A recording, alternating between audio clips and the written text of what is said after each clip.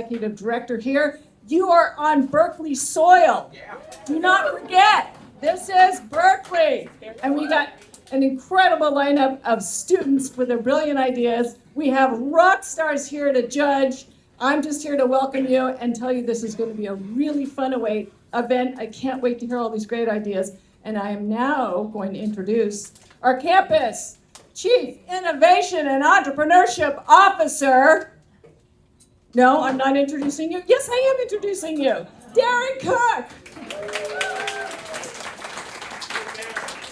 Oh boy. How quickly can we go off script? Because guess what? You were supposed to introduce the Chancellor. So guess what?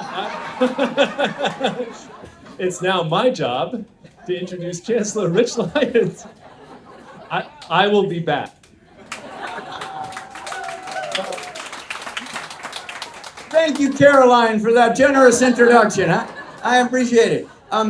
Look, it's a delight for me to be right next door and partnering not just with this wonderful mayor of ours, but with this wonderful city of ours. You know, I think this relationship, I'm not sure it's been stronger in my lifetime, and we appreciate it greatly. And obviously, there's a lot of reciprocity in that, so thank you very much. Also, the Skydeck is a place that symbolizes people, bringing people together to think big and actually do big, you know, not just think big. And so that's part of what we're doing here as well. How do we take, I mean, you know this, I hope you know this, that Berkeley is literally number one at producing, creating funded new businesses. And how do we bring even more intentionality to that, right? Around the public sector and many other things. And specifically here, as you know, around our own community, our own city. How do we do that? And it's one thing to say bring intentionality. It's another to say, you know, how do we guide all these remarkable students and give them, you know, a leg up on exactly what needs to be done? It's one, I mean, there's this great phrase in entrepreneurship, most of you know it, opportunity recognition, right? It's like some people have it in their fingertips, but it helps a lot to actually have the people doing the work say, if you could solve this, that would be really valuable. That's really valuable, and that's obviously what was designed into this. So we had over 20 challenges that got introduced from city team itself. Over 100 students helped narrow down to five most urgent issues. These five critical pillars, just real quickly, as you may know: disaster resilience, 1, housing access, 2, digital equity, 3, zero waste, 4, and small business procurement was the 5th one. So it is powered, and many of you know the Big Ideas contest. It's been operating for over 20 years. Many of the people in the room have been connected to that. It's a wonderful program, and it's one that we're super, super proud about. We're proud about our whole innovation and entrepreneurship ecosystem, but that idea of sort of having even more impact, even more societal impact in the entrepreneurial activity that we're doing. Big Ideas has been trained on that for a long time, and it's fantastic. Our students aren't just questioning, you know, somebody said at a recent graduation, actually, it was just one of the spring or the fall graduations, and somebody said, it was the CEO of Anthropic, he said, you aren't just about answering questions, you need to be about asking questions. And of course, that's important too, but we also need you to do stuff, you know, to actually help us figure out what to do next. So the problem solving, the interdisciplinary skills that these students bring to this, it's really quite valuable. Well, we'll all see this. And we hope that this pilot isn't a one-off. We hope that we can keep this going. At what frequency, we have to work that out, right? Because we need these really meaty projects, which we got this time. But we'll figure that out. So it was a week-long sprint. Students have a lot going on. They still put a lot into the sprint. We appreciate that. It marks the beginning of something big, a big idea, to quote something that I didn't come up with. So anyways, thank you all for that. And I think I'm supposed to turn it over. Now I'm in trouble because I turn it over to the mayor. Mayor Ishii, that's right. Thank you. Thank you, Chancellor. Oh my gosh, I'm very excited to be here with you as your mayor. I'm also, of course, a Cal alum. I was a student at the Haas School of Business when our chancellor was dean there. So, of course, innovation and business is so important to me. I'm really excited to hear from all of you. I hear your ideas are excellent, and I know it was very challenging to narrow it down. I want to make sure that folks know that these are ideas these are problems that we didn't just make up for your benefit. These are actual real problems that we're facing in the city. And you know, for me, as mayor of a city where people are like, oh yeah, we know the university, but we don't necessarily know the city, I want to make sure folks know that we're a home for innovation. We are a place that wants to welcome entrepreneurs and your entrepreneurial ideas. We want to encourage you to think about these civic challenges that we face in our city and how you all can actually help us solve some of these problems. Whether that's you starting a startup or you working for the city of Berkeley, we actually have jobs. I think a lot of folks don't realize that. So we want to encourage you to take a look. I know it's shocking, but we're a real city. So we want to make sure that you consider that as you're thinking about your future career choices as well. I also really want to thank the Chancellor and all of our UC Berkeley partners, because I know that UC Berkeley put a lot of work into making this happen. Of course, I really want to thank Skydeck for hosting us in this beautiful space. Isn't it beautiful? I want to thank our Office of Economic Development. I know you did a lot of footwork to make sure that we were organized on the staff side to bring everyone in with the challenges that we're going to be talking about today. And of course, I want to thank the students. Thank you all so much for putting in your time, your energy, and your effort. I remember what it's like to be a student, and I'm sure some of you are seniors, and I know that this end of the time, you kind of got your senioritis, so I really appreciate that you locked in and you came in here to do this civic challenge for us. So thank you all so much. I'm really grateful to be here today and to be one of your judges. I'll give it back to you now. All right, thank you, Mayor.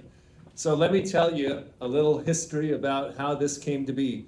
I will introduce our judges in just a moment, but doesn't it seem for a lot of you, we were just here, right? All right, so this was a week-long sprint where 1 week ago, exactly at this time, the City of Berkeley leaders were here pitching students, 100 students in the room, what their challenges were, right? And so we went from there to assemble teams, to working over the weekend, to working all week.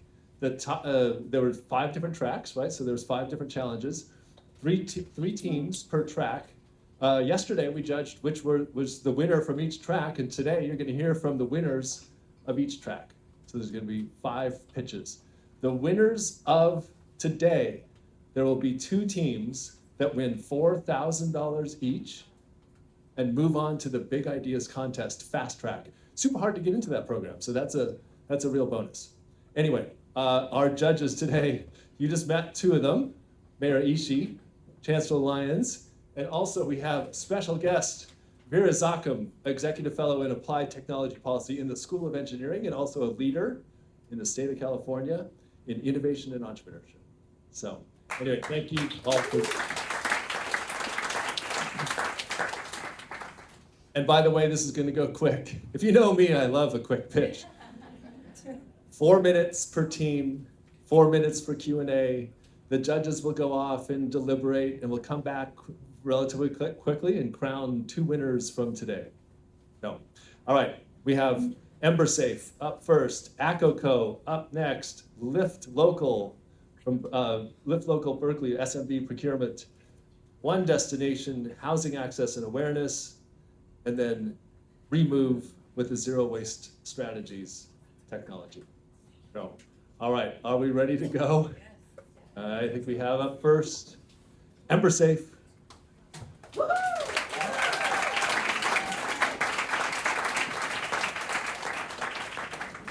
Grab that. Thank you.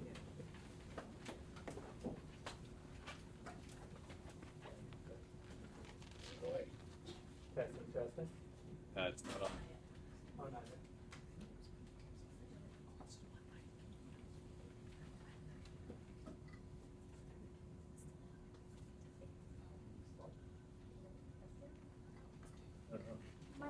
It worked just a moment ago. Oh, this one works. All right. Right? Okay. Okay. Eat the mic so we can hear you. Okay. All right. Fire is inevitable. I would rather save the money than to rebuild. This is the crushing reality we heard from Berkeley Hills residents on the discussion of Zone Zero. Zone Zero is a 5-foot non-combustible parameter used for reducing wildfire risk. But adoption has been difficult. Although the Berkeley City offers inspections, grants, vegetation removal, the residents feel imposed upon and they feel not supported.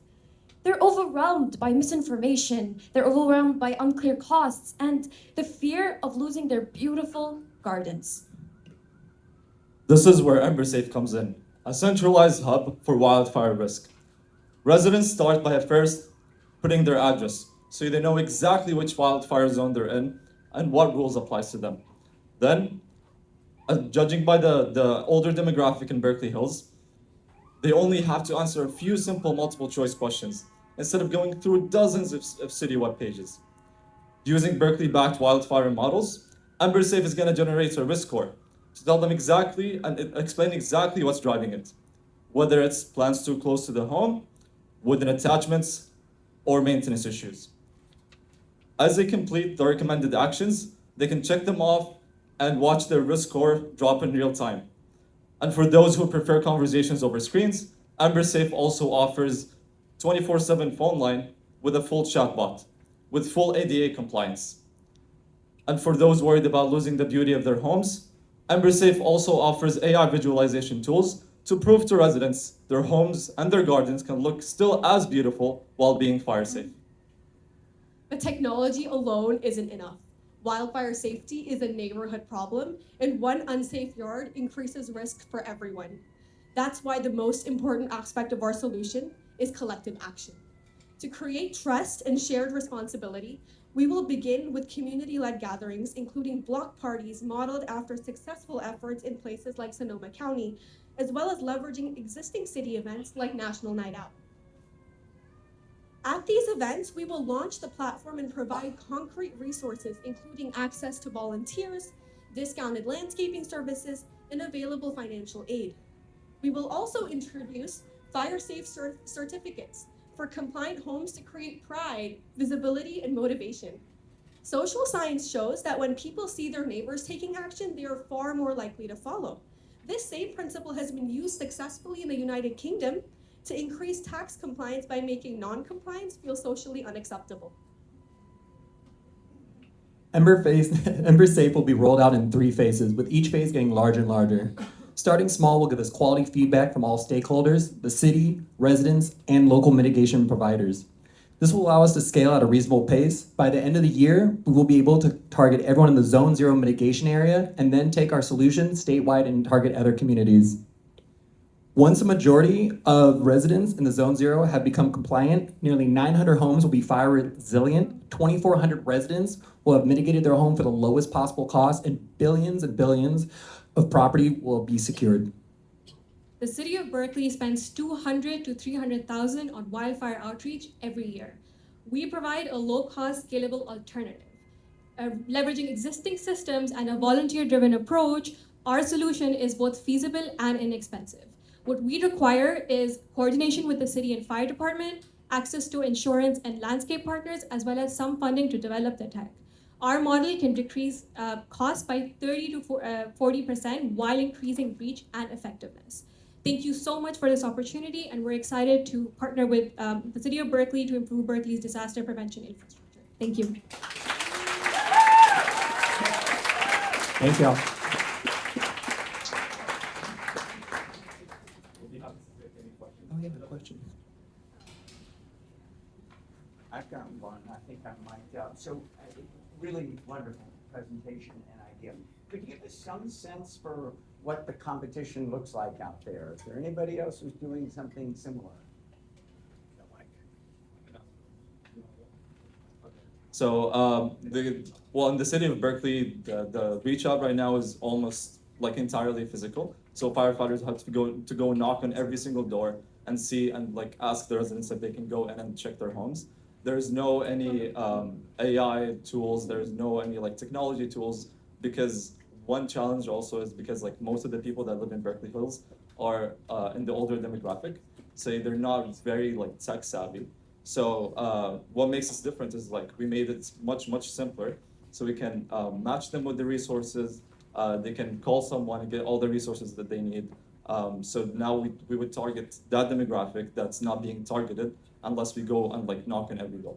Yeah, the fit looks just right. I think part of it is whether in another jurisdiction elsewhere, I mean, if you pop that question into an LLM, would it say there's some software out there for this kind of thing? Currently not. There's a bunch of companies that are trying to do a similar thing, but we're using Berkeley-backed research papers, so machine learning models that were originating from Berkeley, and we talked to the author of the machine learning paper, and we're gonna adopt it hopefully in the next couple of months. Thank you. Thank you. Did you get a chance to speak with the fire department about how much it might cost in resources to even support something like this? Because it does require some collaboration still. Yes, so the way we're gonna collaborate with the fire departments, right now they're fully relying on firefighters going and knocking on every door.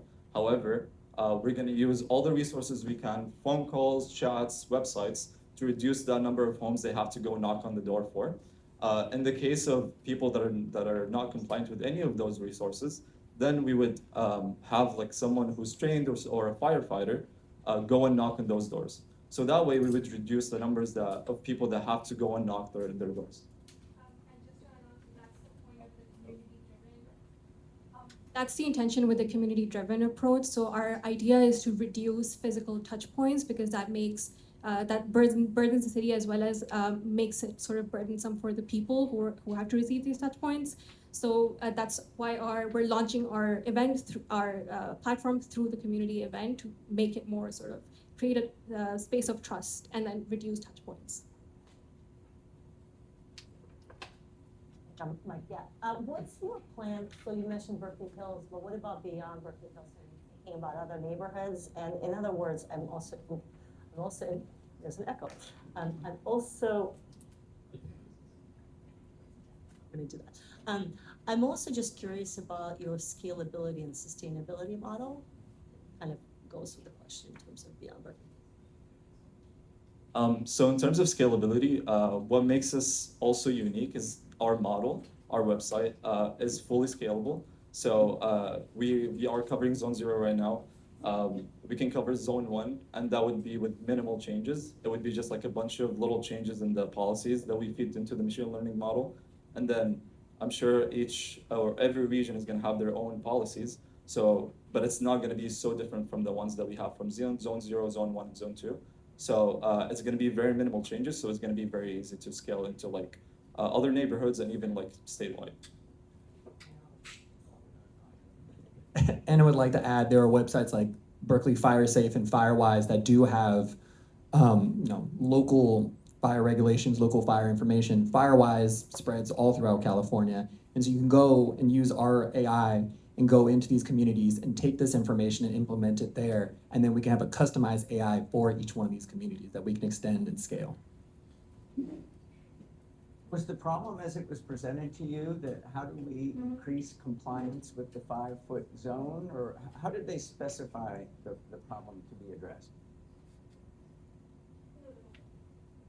Just to clarify, how did the city, when the city presented this as an opportunity or a problem to be addressed, do you remember how they articulated it? Yeah, so the problem was essentially the city's facing pushback. They have a solution in place. Zone 0 works. That's been scientifically proven. The issue is that the residents of like Berkeley Hills, they're feeling as if their autonomy is being lost. They're feeling that the solution is being pushed on top of them. And essentially, the compliance rates aren't great. And our goal is to get 80% or higher compliance. And that is where this whole community model comes in. And we were speaking with Berkeley Hills residents. One of them mentioned that, and this particular resident, she was very active within her community, and she's very she's promoting this whole fire safety, because a lot of residents they care about like preserving their homes, and so she mentioned that like within her community they have picnics in the park to like just building that relationship with their neighbors. They have potlucks, and just I guess our goal is to leverage these existing connections to empower the residents and make them feel as if this is their movement.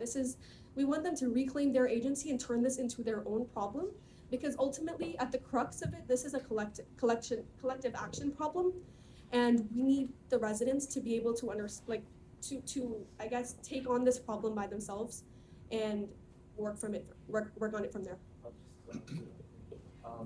So just to add, also the city also has a lot of resources. They have grants, they have volunteers, they have all of these resources.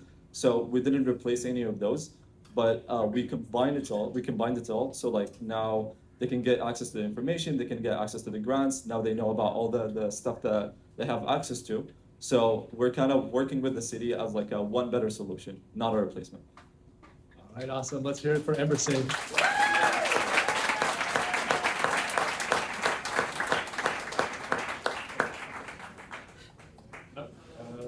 Excellent. All right. Hey, so one thing we realized is that we've mentioned a number of times about what's this Big Ideas contest, right? Social entrepreneurship program, it's been around for 20 years. But one thing that we didn't mention was who runs it and who has been the driving force behind this challenge. And it's Philip Denny, right here.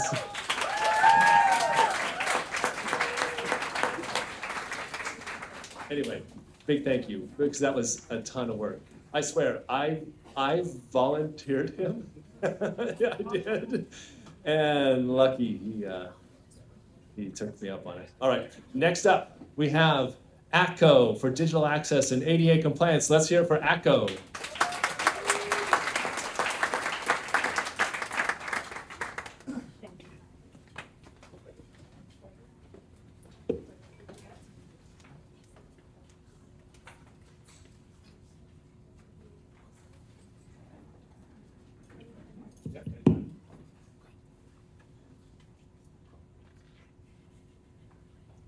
When I was a kid, I had a friend who never joined us at community events, and eventually I found out why. His mom was blind. She couldn't fill out the registration forms because they simply weren't accessible.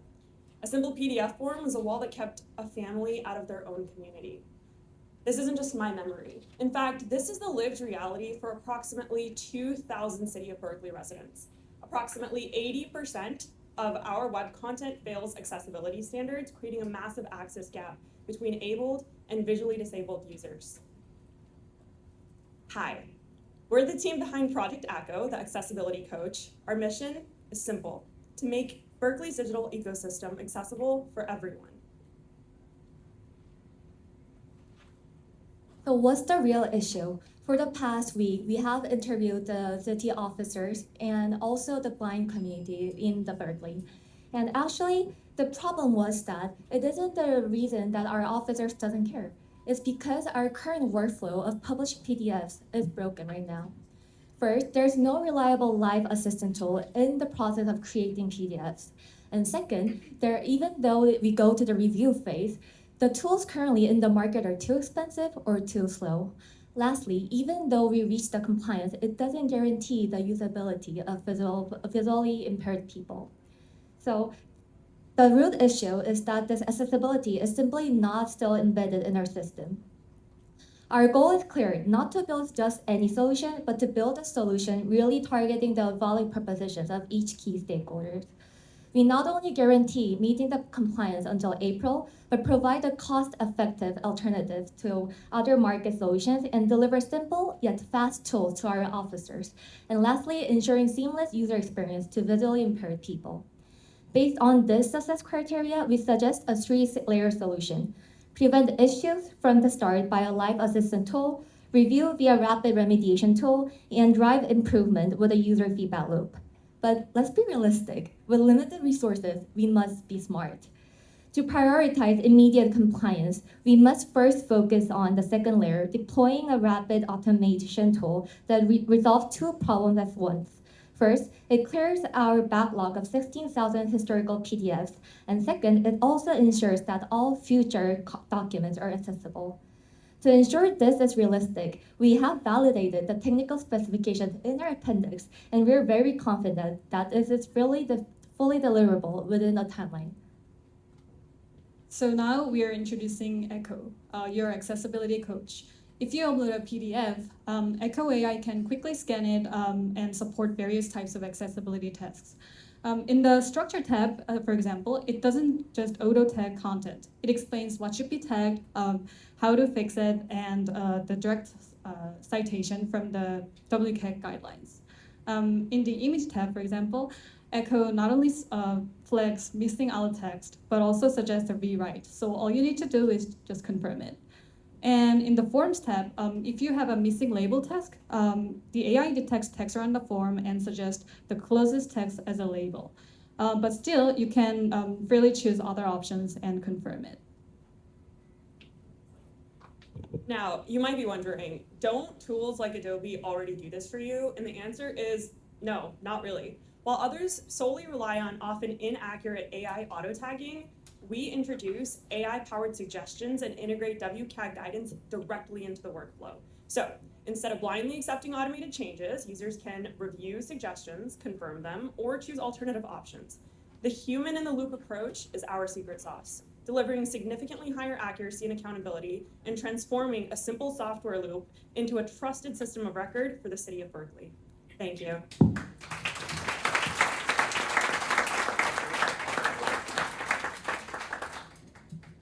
All right. Sorry, we have one more member in the audience right here. He's going to be participating in the Q&A with us. All right, nice. Hello. Nice job. Judges, questions for AccCo?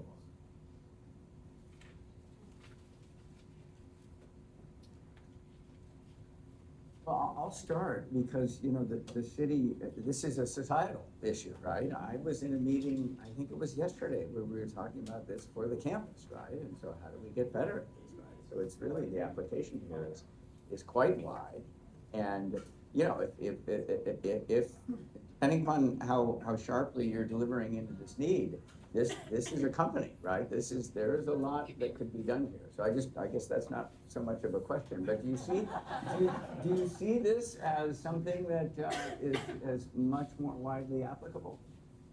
Absolutely. So that's actually one of the key points we went into this presentation with, is that only 2% of Berkeley's population, or less than 2% of Berkeley's population, is visually impaired. So we wanted to make a product that was scalable to multiple cities, and that's exactly what this product is. We understand that visually, the ADA compliance is changing as we move through society, and we also understand that artificial intelligence's capacity is also increasing as we move across time. So we saw a great opportunity with the city of Berkeley and the sponsor that presented this problem, but we also recognize that the fact that this product is absolutely scalable across the nation.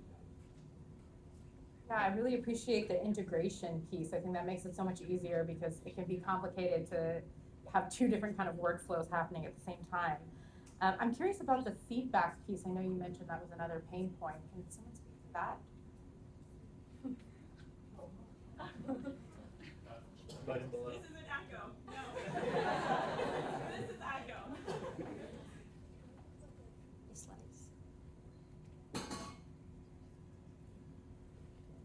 Yep, so we wanted the feedback loop inside the integration in the long term because we asked the blind community, but they say that even though we reach the compliance, it doesn't mean that their usability is comfortable. So what we really want to do at the end of the documents, we're going to make like a extra, like kind of a widget. And so in the screen readers of visually impaired people, they can hear a sound saying that, do you want to give any feedback about accessibility? And they can just say it, and it's gonna be automatically recorded, and it's going to be sent to the content management system to the city of Berkeley, and we can actually integrate the feedback and improve all the usability. Yeah, fascinating comment. And I think the chancellor was pointed out, and the prime point is fascinating. And I would agree that it's not just for Berkeley, not just for the state of California, but I think there is a huge move. I would imagine a lot of other communities from state to local are, I would really say, using that to potentially have that. So given sort of the potential here, I would ask a similar question to us, previous panel. But you can, I think, how do you grow and scale like the intentionality? If you're thinking about it, if you think about that this potentially could have legs, you know, that this is not just for the city, but potentially could grow, but how do you also, what's your vision for growth and scalability, but with intentionality? Because I do think the use case here is significant, right? And I think the opportunity is to get that done. That's a great question.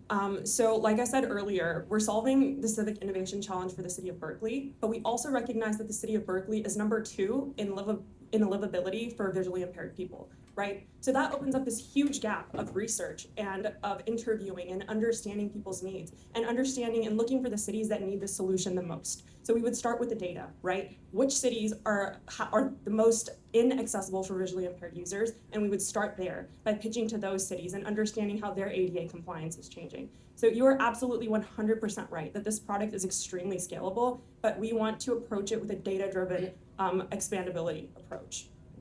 All right, awesome. Let's hear it for Team AccCo.